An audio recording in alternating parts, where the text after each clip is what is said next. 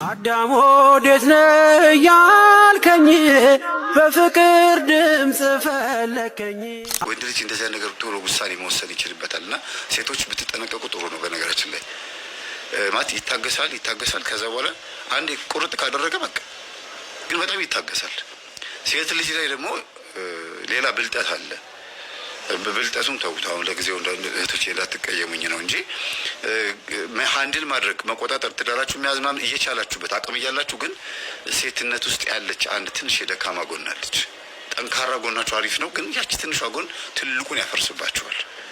ፈትሻችሁ አገኙት። ሴቶች በጣም ሚስጥር ናቸው ይባላልና ተፈጥሯችሁም ያው ሴት ስለሆነ ተፈጥሯችሁም ሌላ ነው፣ ከወንድ ይለያል። ተፈጥሯችሁ ሰው መሆናችሁ እንዳለ ሆኖ እንደ ወንድ አስቡ፣ እንደ ወንድ ሂዱ፣ እንደ ወንድ ተናገሩ፣ እንደ ወንድ ወስኑ ልትባሉ አትችሉም።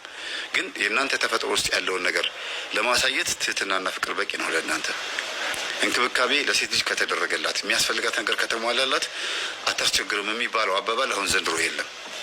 ይሄ የበፊቱ ትዳር የእናቶቻችን የአባቶቻችን ጊዜ ላይ ነው።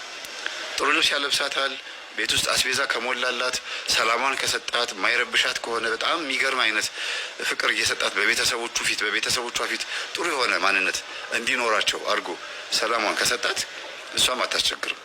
የድሮቹ ነው የምለው። አሁኖቹን አሁን ተውት። አሁን እግዚአብሔር ዳዊት ደግሞ ጥቅሙን ያውቃል። ጥቅሙን የሚያውቀው የእግዚአብሔርን ክብርና ኃይል ጥበቃ ከየት አንስቶት የት እንዳደረሰው በቂ የራሱ የሆነ መንፈሳዊ ኃይል እና የተሰባሰበ ጉልበት ነበረው ከእግዚአብሔር ጋር።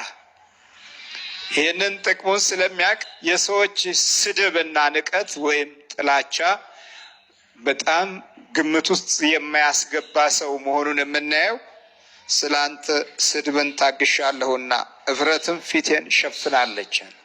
ማፈር ጀመርኳል። ያሳፍራችኋል መጸለይ ስትጀምሩ። አሁን ምግብ ላይም ቢሆን እኮ ለቅሶ ቤትም ይሆን ሰርግ ቤትም ይሆን አባታችሁን ሆይ ማለት ከቻላችሁ ማለት ስትጀምሩ ሌሎች በበጎ ሕሊና አይመለከቷቸውም። እንደ አሳፋሪ ነገር ያደርጉታል። በተለይም ከዚህ ከ60ው ዘመን ወዲህ ያለው የጋሸበው የተቃውሞ ትውልድ በብዛት እንዲህ መንፈሳዊ ሕይወት ትርጉሞችን ስታከናውኑ ሲያይ ደስ አይለውም፣ ይከብደዋል። ተራቁተህ ስትሄድና አመለኛና ሱሰኛ ሆነ ስትሄድ ግን ዘመናዊ ነህ። ሕሊናህ ናውዞ ሰካራም ሆነህ የምትወጣበትና የምትገባበት ሁሉ የጨላለመ ጠባይና ባህሪያት ካሉህ ይሄ ይስማማዋል። ለየት ማለት ስትጀምር እንደ እፍረት የሚቆጠርበት ሁኔታ። ዛሬ ብዙ በመናፍስት ተይዘው ወደዚህ ወደ እናንተ መጥተው መደባለቅ የማይፈልጉ ቱጃሮችና ሀብታሞች ለብቻ በድብቅ ይጠሩኛል። አይ የለም እዚያ ያለው እኮ እናንተንም በራሱ ማየቱ ያጽናናቸዋል፣ ኑ ወደዛ ስላቸው ያፍራሉ፣ ይቀራሉ። ግንኙነታችን በዚህ የተቋረጠም ጥቂት አይደለም። ስለ አንተ እናፍራለን፣ ስለ አንተ እንሰደባለን። በብዙዎች ነው ታዲያ፣ በጥቂቶች ብቻ አይደለም። ስለዚህ በኋላ ደግሞ ለወንድሞቼም እንደሌላ ሰው ሆንኩኝ አለ። በአንተ ምክንያት ለወንድሞቼም እንደሌላ ሰው ሆንኩኝ። ልክ እንደዚህ እንደሌላ ትሆናላችሁ። በእርግጥም አሁን መጸለይ ስትጀምሩ ያያችኋቸው አንዳንድ ነገሮች አሉ። የሚጸልየውና የማይጸልየው እግዚአብሔርን የሚያመልከውና በማያመልከው መካከል ያለው ልዩነት ብዙ ዝምታ ወይም ብዙ ጫጫታ አለ። በሚያመልከው መካከል ብዙ ዝምታ፣ በማያመልከው መካከል ብዙ ጫጫታ በምሰሙበት ጊዜ ምንድን ነው ይላሉ፣ ይከፋቸዋል። ከአመፃቸው ጋር ህብረት፣ ከቋንቋቸው ጋር ጥላቻ አብራችሁ ካላካሄዳችሁ ደስታ አይሰማቸውም። ወይም እንደኮራችሁ ወይም እንዴት በምን አይነት መንገድ እንደው ድንገት የተነሳ ነገር አለ ብለው ይፈራሉ፣ ይሰጋሉ። ስለዚህ ከሁሉ በፊት የሚያስቀድሙት ጥላቻ ነው። አይ ከቅርብ ጊዜ ወዲህ ዝምታ ብዛታለች፣ በፊት እኮ አብረን እንንጣጣ ነበር እያሉ ያሟችኋል። ይሄ የእናንተ ዝምታ ግን የእግዚአብሔር መንፈሳዊ ኃይልን ያካተተ ስለነበረ በአጭር ጊዜ ውስጥ የተገነዘባችሁት መንፈሳዊ ግንዛቤ ከአመፃቸው ጋር ህብረት እንድትፈጥሩ ወይም ከወሬኞች ጋር የወሬ ጊዜ እንድታበጁ እግዚአብሔር አምላክ አይፈልግም። ከቃሉ የተነሳ የልቦናችሁ እና የህሊናችሁ ዝግጅት የመንፈሳዊውን ነገር ውበት ስለሰጠው እንዲህ አይነት ጠማማ በሆነ አካሄድ ውስጥ መሰለፍ አስፈላጊ እንዳልሆነ ስትጀምሩ ደግሞ የበለጠ ይሸሿችኋል። አብራችሁ ጀምራችሁ በሚጸልየውና በማይጸልየው መካከል ብዙ ውጊያ አለ። ብዙ ጊዜ ህብረት መንፈሳዊያን የማይፈጥሩት በመጸለይና በማይጸለይ መካከል ያለው ድምፅ እንኳ መለያየቱ ነው። ጸለያችሁ የምትናገሩት የሌሎችን ልብና መንፈስ ዝም ያሰኛል። ሰግዳችሁና አምልካችሁ የምትኖሩት ኑሮ የክፋተኞችን መንፈስና ኃይል ዝም ያደርጋል። ስለዚህ ለወንድሞቼ እንደሌላ ሆንኩ፣ ለእናቴ ልጆችም እንደ እንግዳ ሆንሁባቸው። የቤትህ ቅናት በልታኛለችና የሚሰድቡህም ስድብ በላዬ ላይ ወድቋልና በማለት በእግዚአብሔር አምላክ የቤት ቅናት ቀንቶ ምን ያህል የእግዚአብሔር ክብር ከእርሱ እንዳለና እንደኖረ በማረጋገጥ በሰው ዘንድ ያለውን ክፉ ማጉረምረምና ጥላቻ ወደዛ በማስወገድ ለአንተ ቤት ቅናት ይዞኛል አለ። ለቤትህ የእግዚአብሔር ቅናት ሲነሳ የወደቀውን ስለሚያነሳ ከሰዎች ይበልጣል። የእግዚአብሔር ጉልበት ከሰዎች ሀሳብ፣ ከሰዎች ባህሪ፣ ከሰዎች ጠባይ የእግዚአብሔር ጉልበት ይበልጣል። በወደቀው በኩል የሚደርስ እግዚአብሔር ብቻ ነው። በወደቀው በኩል የሰው ልጅ ለመድረስ አቅም እንደሌለው ዳዊት ተናገረ። ለእናቴ ልጆች እንኳ እንግዳ ሆንኩባቸው። ይሄ እኮ ነው በቃ ለእናቴ ልጆች እንግዳ ሆንኩ። ሌላ ሰው ማዕድ ማለት ነው። እንደዛ እስከምሆን ድረስ በቤትህ ቅናት ተፈትኛለሁ። የቤትህ ቅናት ልቦናዬን ኃይል ሰጥቶታል። የቤትህ ቅናት በሌሎች ዘንድ በቤተሰቤም ዘንድ ክፉ ጥላቻ ቢኖርም በአንተ ኃይል በኩል ሁሉን ነገር ለማሸነፍ ዝግጁ ነኝ ብሎ በዚህ መንፈሳዊ ኃይልና ጥበብ ዳዊት ተማጽኗል። ዛሬ የሚነበበው የማርቆስ ወንጌል ምዕራፍ 8 ቁጥር 39 ላይ እንዲህ ይላል። ሕዝቡንም ከደቀ መዛሙርቱ ጋር ጠርቶ እንዲህ አላቸው፣ በኋላዬ ሊመጣ የሚወድ ቢኖር ራሱን ይካድ። ምኑን ይካድ? ራሱን ይካድ። ዳዊት ራሱን ክዷል። ዘመዶቹም ሲክዱት ስለ እግዚአብሔር ራሱን ስለካደ እፍረት ተሰምቶኛል ብሎ የነሱን ይቅርታ አላለም። ቀደም እንዳልኳችሁ 3 ጠላቶች አሉን። አንደኛው ጠላት የራሳችን ክብር ነው። የራሳችንን ክብር ለእግዚአብሔር ክብር አሳልፈን ስንሰጥ መንበርከክ እንለምዳለን፣ መስገድ እንለምዳለን። በዚህ መካከል ዳዊት አንድ ወቅት ላይ በእግዚአብሔር አምላክ ድልና ክብር ከበሮ እየመታ እግዚአብሔርን ሲያመሰግን፣ እንዴ አንተ እኮ ንጉሥ ነህ አለችው ሜልኮል። አንተ እኮ ንጉሥ ነህ፣ እንዴት እንደዚህ ወደ ታች ወርደህ ከበሮ እየመታህ ትዘላለህ አለችው። ንጉሥ ሆነህ አለችው። ክብሩን ወደ ላይ ከፍ እንዲያደርግ ገፋፋችው። እኔ ንጉሥ መሆኔ አይደለም ክብሬ እግዚአብሔር ነው አለ።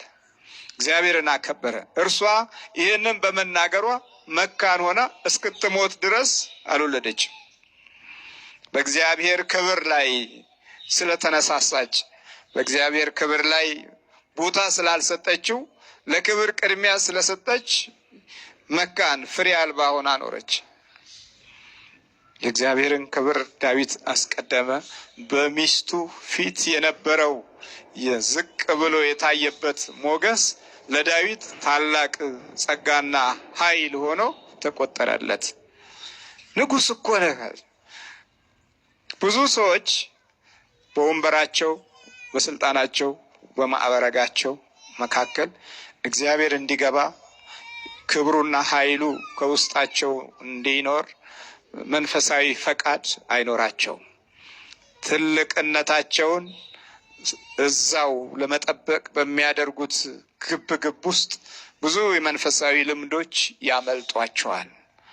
ለምቀኞችና ለተንኮለኞችም እጅ ወይም ክፉ ተግባር መሳሪያ ይሆናሉ። ክብራችንን ስንተው አንደኛው ጠላታችንን ተውን ማለት ነው። ትልቁ ጠላት የሰው ልጆች ለራሳቸው የሚያበጁት ክብር መካከል ያለውን ውጊያ አለመረዳት ነው። ስለ ክብራቸው ሲሉ፣ ስለ ትልቅነታቸው ሲሉ የሚገቡበት ወንጀሎች ግልጽና ስውር ናቸው።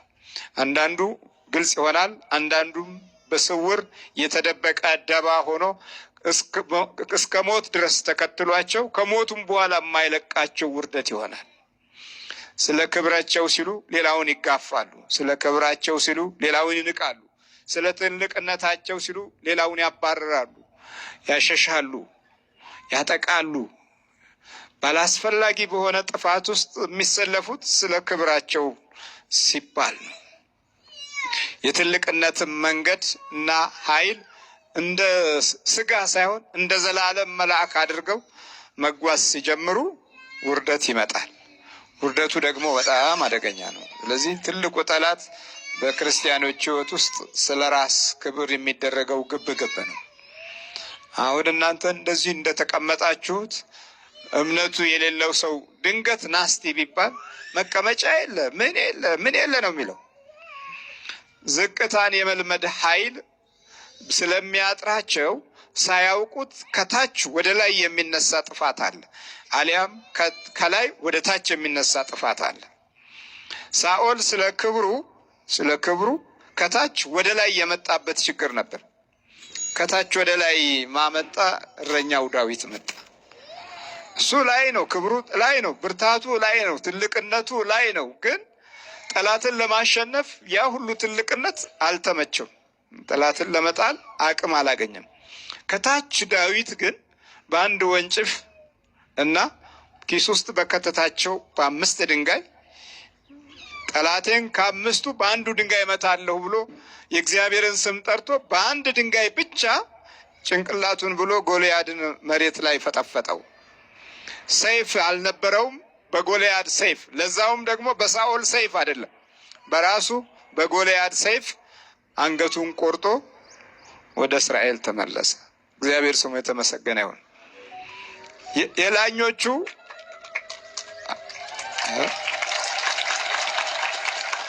እግዚአብሔር ከላይም ከታችም ሊሰራ እንደሚችል ግን ማገናዘቢያው ሰዎች የራሳቸውን ክብር ትተው ለእግዚአብሔር ታዛዥ ሲሆኑ የዚህን ጊዜ ከላይም ይሰራል ከታችም ይሰራል። ከላይ ስለ ክብር ብቻ ሲመጻደቁ ከታች ደግሞ እግዚአብሔር ይቀድማቸዋል። ከታች እግዚአብሔር ቀደመ አልቀደመም? አዎ። ክብር የሚከተሉትን ችግሮች ያመጣል። አንደኛ ስለ ክብርህ ስትል የምትሰጠው ጊዜ ጠላት ለማጥቃት ይመቻችበታል። ሁለተኛ ስለ ክብርህ የምትፈጥራቸው ጠላቶች እየጨመሩ ይመጣሉ። ጠላት እየጨመረ እየበዛ ይመጣል። ሌላው ክብርህን ለመጠበቅ ጦርነት ውስጥ ትገባለህ። እልህ ውስጥ 95% በዛሬ በከፍተኛ ሁኔታ ትልልቅ ችግሮች የሚፈጠሩት በአብዛኛው የስልጣን የማዕረግ የትልቅነት እልህ ነው። የትልቅነት እልህ በጣም አደገኛ ነው። እኔ ቀድማለሁ ከኔ በላይ የለም በምንልበት ጊዜ ከታች እግዚአብሔር ይጀምራል። ከታች እግዚአብሔር መጀመር ከቻለ ደግሞ ማንም ሊያውከው ማንም ሊከለክለው አይችልም። በተናቀ ስፍራ እግዚአብሔር ይጀምራል። በተጠላ ቦታ እግዚአብሔር ይጀምራል እና ምንም ግምት ውስጥ ባልገባ ሁኔታ ውስጥ እግዚአብሔር ስራውን መስራት ሲጀምር ከዛ ትልቅነት ባዶ ይሆናል። አሁን የበለጠ ሳኦል የተጨነቀው ራሱን ስላልካደ፣ ዳዊት ራሱን ስለካደ በጠላቱ ፊት መቆም ቻለ። ሳኦል በጠላቱ ፊት ሰልፍ መግጠም አልቻለም። ፈራሁ፣ ደነገጥሁ አለ። ከዚህ በፊትም መንፈሳዊ ኃይሉ ስለተገፈፈ በእግዚአብሔር አምላክ ክንድ በኩል ያለውን ብርታት ቀደም ሲል ቢቀምስም አሁን ግን በተለያየ አይነት ሁኔታ ክብሩን ለመጠበቅ ሲል የሚወስዳቸው ንቀቶች እና እንዲሁም ከዚህ በላይ ከኔ በስተቀር ለእስራኤል ነዋሪ የለም ብሎ ራሱን ከፍ ሲያደርግ ከዛ ጠላቶቹ ባለድል እየሆኑ ይገፉት ጀመር። ዳዊት ይሄን ሰማና ተቆጨ። የቤትህ ቅናት በልቶኛል አለ። የቤትህ ቅናት፣ ስለ ቤትህ ክብር፣ ስለ ቤትህ፣ ስለ ዝናህ፣ ስለ ኃይልህ ተነስቻለሁ። እግዚአብሔር ሆይ እስራኤል እንዴት ይዋረዱ አለ። እንዴት እንደዚህ በጠላቶቻቸው ፊት ይሽሹ? እንዴት ሳኦልን የሚያህል ንጉሥ እያለ እንዴት አይ እኔ በጠላት ፊት ቆማለሁ ብሎ ከበግረኝነት ሲነሳ ከትልቅነት ነው የተነሳው? ከትንሽነት ነው። ትልልቅ በምንሆንበት ጊዜ ትንሽነትን ማክበር ግዴታችን ነው። ይህንን ከእግዚአብሔር አንጻር ስናየው ከሃይማኖት መንፈሳዊ ተስፋ ስንማር ነው። እየሰማችሁ ነው? ትልልቆች ግን የሚፈልጉት ከትልልቆቹ መማር ነው። በዝና ውስጥ የተጨፈለቁ ድንቁርናዎች በጣም እየበዙ ይመጣሉ። በዚህ ጊዜ በትልልቅነት ውስጥ የሚመጡ ወንጀሎችም በስፋት እየሄዱ የራሳቸውን ደባ እየፈጸሙ ይመጣሉ። ይህንን ካልተገነዘብን ሁል ጊዜ ትንንሹን እየናቅን ከሄድን ወንጌል ያለውን ነገርም አንሰማም ማለት ነው። ከነዚህ ከታናናሾቹ አንዱን እንዳትንቁ መላእክቶቻቸው በሰማይ በአባቴ ፊት ዘወትር ይቆማሉና አደል ያለው። ስለዚህ ብራብ አላበላችሁኝም፣ ብጠማ አላጠጣችሁኝም ካለ በኋላ መቼ አይተንህ መቼ አግኝተንህ ከታናናሾቹ እንደ አንዱ ያላደረጋችሁት ለእኔ ያላደረጋችሁም አደል ያለው። ታዲያ እግዚአብሔር ከትንንሾቹ ጋር መስራት ይችላል። በሳኦል ፊት የቆመው ዳዊት መጀመሪያ የሳኦልን ትጥቅ ሞከረ። ሰይፉንም ጦሩንም ጋሻውንም ሲይዘው አይ አለ፣ ከኔ አቅም ጋር አይሄድም ይሄ አለ። በሌሎች መሳሪያ ድል አላደርግም አለ። በቃ በሌሎች በንጉሱ መሳሪያ በአንተ የጦር በአንተ ጋሻ እኔ ጠላቴን አልጥልም፣ የራሴ ይሰጠኛል አለ። የራሱ የሰጠው ደግሞ ምንድን ነው? በጣም የተናቀ ነገር ነው። በሳኦል ዓይን ወንጭፍ የእረኞች መሳሪያ ነው፣ የማይረባ ነገር ነው። በቃ በጎች መመለሻ እንዲሁ ዝም ብሎ ማስፈራሪያ ነው ወንጭፍ። ያን ያህል ለጦርነት ይጠቅማል ብሎ አይገምትም። እግዚአብሔር ግን በዳዊት እጅ ላይ ከወንጭፉ ጋር ነበር። ትልቁን ሊጥል የወደደው እግዚአብሔር በድንጋይ ነበረ። አያችሁ፣ ለካ እንዲህ ነው። ዛሬ ብዙ በትልቅነት የምናስባቸው ሳይታሰቡ ድንገት ከነበሩበት ካሉበት ከክብራቸው ከዝናቸው አልተፈናቀሉ። ዓይናችን አላየም። ከዘመናት አልተማርንም፣ ከጊዜዎች አልተማርንም። መልአክ የሚመስሉ እነዚህ አሁን ይሞታሉ እንዴ እስከ መባል ድረስ የደረሱ በጭካኔያቸው ወደር የሌላቸው የሚያስደነግጡ ፈርተን ደንግጠን አሜን ብለን ውስጣችን እየተራገመ የተቀበልናቸው ዛሬ አሉ አሉ ወይ? አረ የሉም፣ የሉም፣ የሉም። ይሄ ዘመን ጊዜ ያልፋል ወይ ብለን እንደውም አያልፍም፣ ይሄ ለምጽአት የሚቆይ ዘመን ነው ብለን የተጨነቅንበት ዘመን ጊዜ ሰዓት አላለፈም። በኑሯችንም በቤተሰባችንም ውስጥ እንደዚሁ የሚያስፈራሩን የሚያስደነግጡን መውጫ መግቢያውን ገሃነም ያደረጉብን ሰዎች አሉ። አሁን የሉም እኮ የሉም። እግዚአብሔር ከትንሽ ይነሳል በትንሹ። ከዛም በኋላ የራሱን ትጥቅ ተወና ራሱን የካደው ዳዊት በእስራኤል ፊት ሳይሆን በጠላቶች ፊት መቆም ጀመረ። በእስራኤል ፊት የሚቆመው ንጉሱ ነው። ንጉሥ ሆይ 1000 ዓመት ንገስ የሚባለው ሳኦል ነው። አሁን ግን በሳኦልም ፊት በጠላት በጎልያድም ፊት ንቀት አለ። ሁለቱም ጋር ንቀቶች አሉ። የማይናቀው ግን እግዚአብሔር ኃይል የሰጠው እረኛው ዳዊት ነው። አንዳንድ ጊዜ በተማሩ ሰዎች ሀገር ትለወጣለች ብለን ለማስተማር ያደረግናቸው ጥረቶች በጣም ጎልቶ የሚታይበት ዘመን አሳልፈናል። እነዛ ተማሩ ያልናቸው ልጆች ደግሞ መልሰው አንዳንዴ በወንበሩ ላይ አንዳንዴም በስልጣኑ ላይ በአንተ ሕይወት ላይ ሲጋልቡ ደግሞ ይታያል። መማር እንደዚህ ነው እንዴ ለካ፣ ማወቅ እንደዚህ ነው እንዴ ለካ ብለው በደከሙት ድካም እንባቸውን ያፈሰሱና አልቅሰው ከቢሮ የወጡ ስንት ዘመዶች አሉን። አስተምረው በላያቸው ላይ የክፋት ሴራና ተንኮልን ጭራሽ ጉዳትን ያመጡ ልጆች ፊት የቆምንባቸው ጊዜዎች ብዙ ናቸው። እግዚአብሔር ግን በዚህ መንገድ ብቻ አይደለም ሰዎችን የሚገነባው። የውስጥ ሕሊናና የውስጥ ቅድስና ሲሰጥ እውቀትን ከእግዚአብሔር አምላክ ሲለቀቅ ኃይልና ድልም ከፍቅር ጋር አብሮ ይመጣል። በጠላቱ ፊት የቆመው ዳዊት 5 ድንጋዮችን አንስቶ ኪሱ ከተተ። አንተ ውሻ አሁን በዚህ ወንጭፍ ልትመታኝ ነው እያለ ሲንጎራደድ ትልቁ ብርቱ በጠላት ፊት ቆሞ ኃያል ነው የሚባለው የማይወድቀው ማንም የማይበግረው ራሱ የእስራኤል ንጉሥ ሳኦል የፈራው እኔ ያልችላቸውም። አሁንስ በተለይም ይሄ ጎልያድ የሚባለው ሰውነቱ የሰፋ ትከሻው የገዘፈ እግሩ ያበጠ እጆቹ የጠነከሩ ጦር ከወረወረ የማይስት በሱ ፊት ማን ያልቆምም ብሎ ንጉሱ የእስራኤል ንጉሥ ሲፈራ ዳዊት በጠላት ፊት ቆመ። አየህ፣ እንደዚህ ነው ብሬት ከተናቀው ቦታ ላይ የሚያነሳውን ኃይል አንዳንድ ጊዜም መዘንጋት የለብንም። ከላይ ነው፣ አንዳንዴ ከላይ ሲመጣ ነው ነገሮች ሁሉ።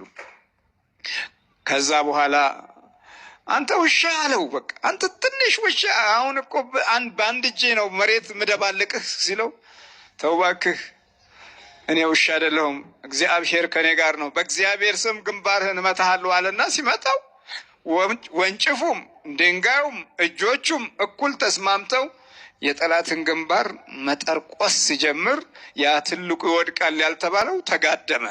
እንግዲህ ይሄ ነው በቃ ትልቅነት፣ እንዲህ ነው።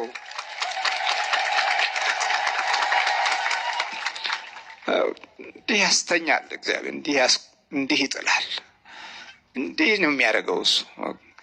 እጅና ወንጭፍ፣ ድንጋይና ወንጭፍ ኃይል ሆነው ጋሻውና ጦሩ የማይከጀለውን ሰው ራሱን ሲክድ እንግዲህ እንዲህ ነው።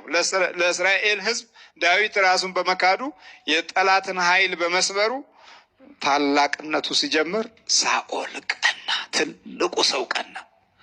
መጥፋት አለበት ይሄ ሰው አለ። ታዲያ ምን አለ ዳዊት? እፍረት ሆነብኝ አለ። ለወንድሞቼ፣ ለቤተሰቦቼ፣ ለወገኖቼ እፍረት ሆንኩኝ፣ በወንድሞቼ መካከል እንግዳ ሆንኩኝ። ሳኦል ሲያሳድደው ሁሉም ጠላው ዳዊትን። ትልቁ ሰው ሲያሳድደው ከትልቁ አሳዳጅ ጋር ሁሉም ህብረት ፈጠረ። በየጉራንጉሩ፣ በየድንጋዩ፣ በየሸለቆው መሸሽ ጀመረ ዳዊት። አየህ፣ አንዳንዴ መስራት ደግሞ አደገኛ ነው። ይኸውልህ በጎና ቅንነትን መፈጸም በአንድ ትውልድ ውስጥ አደገኛ የሚሆንበት ጊዜ አለ። የላኛውን ስትቀድመው የላኛው ገደል እስክትገባ ድረስ ያሯሩጠሃል። መቅደም ስትጀምር የእግዚአብሔር ጋር ሆነህ ደግሞ ከቀደም ብሸሽም ገደል ውስጥም ብትገባ ዋሻ ውስጥም ብትገባ ጠላትህ በእጅህ ነው ያለው። መሸሽ ጀመረ ዳዊት በቃ ከሀገር ሀገር። እንደውም አንድ ቦታ አለች የሚዳቋ መኖሪያ የምትባል ቦታ፣ አይን ሮጌል ነው እንደዚህ የምትባል ቦታ ላይ ወደዛ ሄዶ ተደበቀ። ያ ማለት የሚዳቋ መኖሪያ ማለት ነው። የሚዳቋ የጥንቸል መኖሪያ እዛ ሄደ። ጎልያድን የጣለው አልተሸለመም። ማሳደድ ጀመሩ። ሲያሳድደው ጦር አዘመተበት ጭራሽ። እሺ በወንድሞቼ ፊት ምን ሆንኩኝ አለ?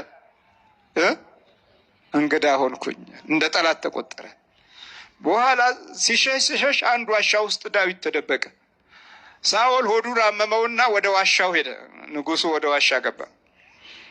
አንበሳ መደብ ነው የሚባለው። እዛ ሊቀመጥ ቁጭ ሲል ዳዊት ዋሻ ውስጥ ብቅ አለና ልብሱን በሰይፍ ቆረጠና ታያለህ፣ ሰይፉንም ልብስንም ቆርጫለሁ አለው።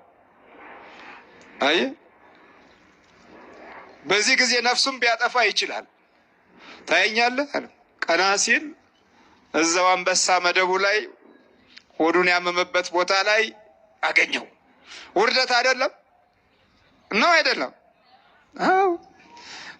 አሁን አንገትህን መቁረጥ እችላለሁ፣ ግን እግዚአብሔር የቀባውን አልነካም አለ።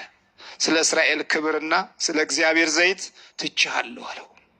ሰይፉን አሳየው። የንጉሱን ጨርቅ ቆርጦ አሳየው። እዛው እንግዲህ ማንም የለም። እዛ ወታደሮቹ ከዋሻው ውጪና ዙሪያውን ነው ያሉት። ግን ሳኦል በዳዊት እጅ ውስጥ ነው ያለው። አሁን ምን ማድረግ ትችላለህ አለው። ጦር አልያዘ፣ ሰይፍ አልያዘ። ሰይፉ በዳዊት እጅ ውስጥ ነው ያለው። ግን አለው እግዚአብሔር የቀባውን አልነካም። በእግዚአብሔር ጊዜ በእግዚአብሔር ፍርድ ነገሩን ሁሉ ትቼዋለሁ አለው። በድያለሁ አለ። በሰላም ታርቀው ተመለሰ። አዎ ሕዝቡን ደቀ መዛሙርቱ ጋር እንዲህ አላቸው፣ በኋላ ሊመጣ የሚወድ ቢኖር ራሱን ይካድ፣ መስቀሉንም ተሸክሞ ይከተለኝ። ነፍሱን ሊያድን የሚወድ ሁሉ ያጠፋታል። ስለ እኔና ስለ ወንጌል ነፍሱን የሚያጠፋ ሁሉ ግን ያድናታል። ሰው ዓለምን ሁሉ ቢያተርፍ ነፍሱን ቢያጎድል ምን ይጠቅመዋል? ዓለምን ሁሉ ቢነዳ ቢገዛ ስለ ነፍሱ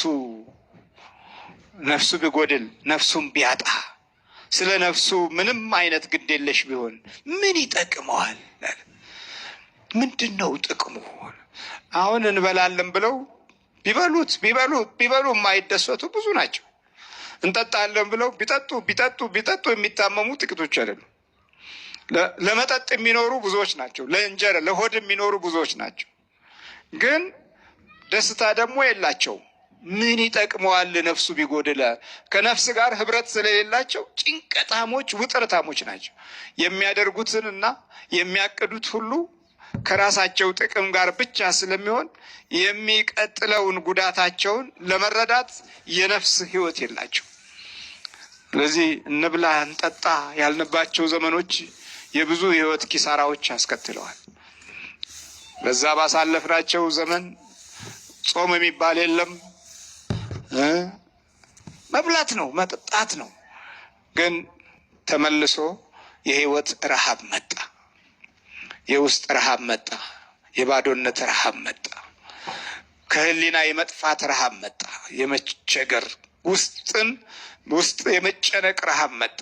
ይሄው ደግሞ በዲያብሎስ ይኸው መከራና የለም እንዴ?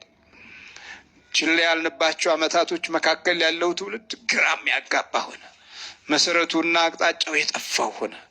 ራስን ያለመካድ ይህን የመሰለ ውርደት ያስከትላል። ራስህን ካድ አለ በቃ። እና መስቀሉን ግን ምን በላለ? ተሸከም። መስቀሉ ምንድነው? ይቅርታ። መስቀሉ ሰላም፣ መስቀሉ ፍቅር፣ መስቀሉ ኃይል፣ መስቀሉ ደግሞ ታላላቅ መንፈሳዊ ጸጋዎችን ከበስተኋላ ያየንበት። ክርስቶስ በመስቀል ላይ ሆኖ ወዳጁን ዮሐንስንና ድንግል ማርያምን አየ። ደሙ እየፈሰሰ እነሆ ልጅሽ እነሆ እናትህ በማለት የውርስ ጸጋን ሰጠ። ሌላ ምን ይስጥ? ሌላ ምን አለው? ምንም እኮ የለም። ቤት የለው፣ ኑሮ የለው፣ ርስት የለው፣ ካርታ የለው፣ የሊዝ ቦታ አልገዛ፣ ምንም የሚሰጠው የለም። እዛችው የፈጠራት ምድር ላይ ራሱን ሰቀሉና ሲዘባበቱበት እነሆ ልጅህ እነሆ ልጅሽ በማለት ተፈጸመ አለ። የአዳምንም የአብርሃምንም የይስሐቅንም የያዕቆብንም የእስራኤልን ዘር ሁሉ አጠቃላይ የመጣበትን የህይወት መንገድ ትርጉሙንና ፍቺውን ከሰጠ በኋላ ከድሆች ጋር በልቶ ድሆችን አንስቶ የወደቁትን አሾሞ የባከኑትን እና የተበተኑትን ሰብስቦ የተራቡትን አጥግቦ የታመሙትን ፈውሶ ከዛ ተፈጸመ አለ። የመስቀል ላይ ፍጻሜውን አረጋገጠ።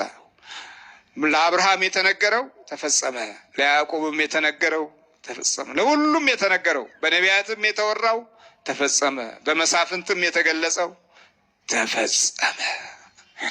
ሊፈጽም የመጣ ጌታ እግዚአብሔር አምላክ ስሙ የተመሰገነ ይሁን። በኋላ ሊመጣ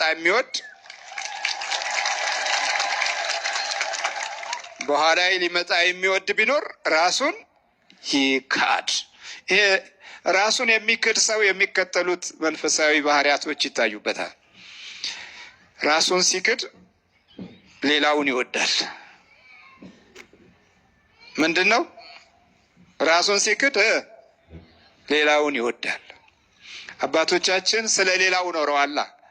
ራሱን ያልካደ ለራሱ ይኖራል፣ ሌላውን ያፈርሳል፣ ሌላውን ያጠፋል፣ ሌላውን ይበዘብዛል፣ ሌላውን ይሰርቃል፣ ሌላውን ይጎዳል።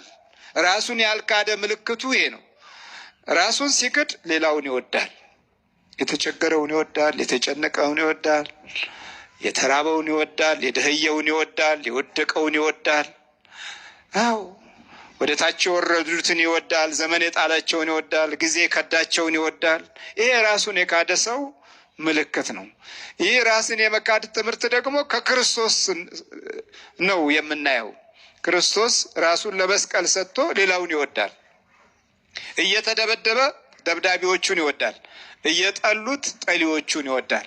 እንዲህ አይደል ያለው? የሚያደርጉትን አያውቁትምና ይቅር በላቸው። ይህም ፍቅር ነው፣ ሌላውን መውደድ ነው። ራስን መካድ ሌላውን የመውደድ ጸጋ ነው።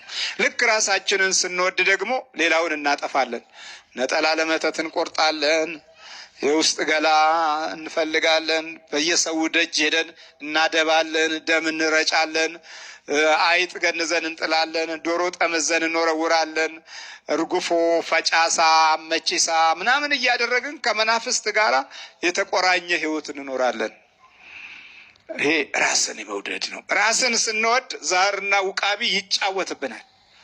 እንደው እግሬን አመመኝ ምን ላድርግ? ጠንቋይ ቤት ሂጂ። ራስን የመውደድ ምልክት ነው። ሄደን ጠንቋይ ቤት ማበደር ስንጀምር እነ ወፋ፣ እነ ዳልሞቴ፣ እነ ጠቋር፣ እነ ሰንጋላ፣ እነ ሙጬ ዘሪጋ፣ እነ ሀጎስ፣ እነ ጨንገር፣ እነ አዳኝ ወርቁ ሰፍረውብን ተመልሰን በዛች ትንሽ ምክንያት ዛር ይዘን ወደ ቤታችን ገብተን ማዛጋት እንጀምራለን። ይሄ ራስን የመውደድ ነው።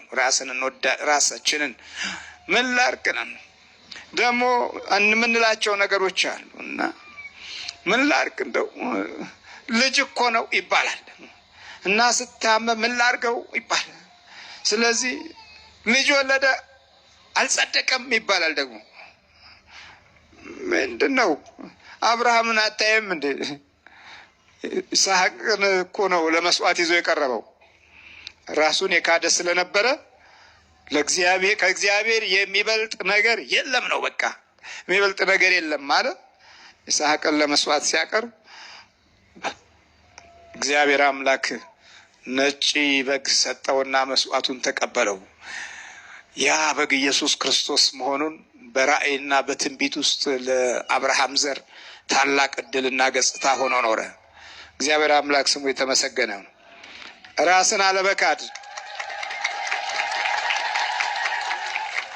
ራስን አለመካድ ሌላው ደግሞ ትልቁ ጉዳት ራስን አለመካድ የሌላውን ጥቅም ማጥፋት ነው። የሌላውን ጥቅም ማጥፋት። ራሳቸውን የማይክዱ ሰዎች የእናንተን ጥቅም እድገት አይፈልጉም።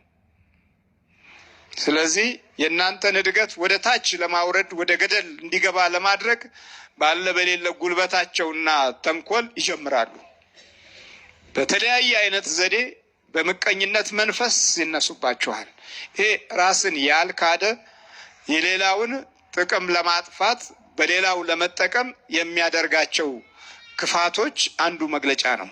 ክርስቲያን ራሳቸውን ካልካዱ በጎረቤቶቻቸው ላይ ክፉዎች ይሆናሉ። እድገታቸውን አይፈልጉም፣ ማግኘታቸውን አይፈልጉም፣ ሰላማቸውን አይፈልጉም። ይሄ ራሱን ያልካደ የክርስቶስን ፍቅር በሰውነት ውስጥ ያልያዘ ያልተሸከመ። ራሱን ያልካደ ሰው መስቀሉን አይደለም የሚሸከመው፣ ነገር ነው የሚሸከመው። የሚሸከመው ምንድን ነው? ነገር፣ ክፋት፣ ተንኮል፣ ምቀኝነት፣ ደባ፣ መሰሪነት፣ እነዚህን ነው የሚሸከመው። ዛሬ በብዙ መሰሪዎችና ተንኮለኞች ሰዎች አይደሉም ህዝቦች መካከል ነው ያለ ነው። ሰዎች ትንሽ ናቸው፣ ህዝቦች ነው። ዛሬ የተንኮል ህዝብ ነው የበዛው፣ የግፍ ህዝብ ነው የበዛው። ተንኮልና አመፃ ህዝብ እስኪሆን ድረስ ራሱን የሚክድ የጠፋ መሆኑን ያሳያል። ሌላው ራሱን የማይክድ እልኸኛ ይሆናል። ምን ይሆናል? እልኸኛ። የስልጣን እልኸኛ፣ የማዕረግ እልኸኛ፣ የእውቀት እልኸኛ፣ የክፋት እልኸኛ ይሆናል። እልሁ ደግሞ እንድጠፋ እንጂ እንድለማ አይደለም።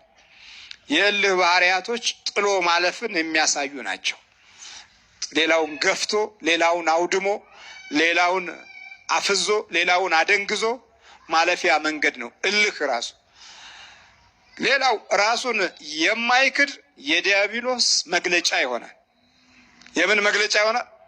የዲያብሎስ መግለጫ። እያንዳንዷ ሰዓት ከክፉ ድርጊትና ስራ ጋር ለመፈጸም ቀን ከሌሊት ሲያደባ ታገኙታላችሁ።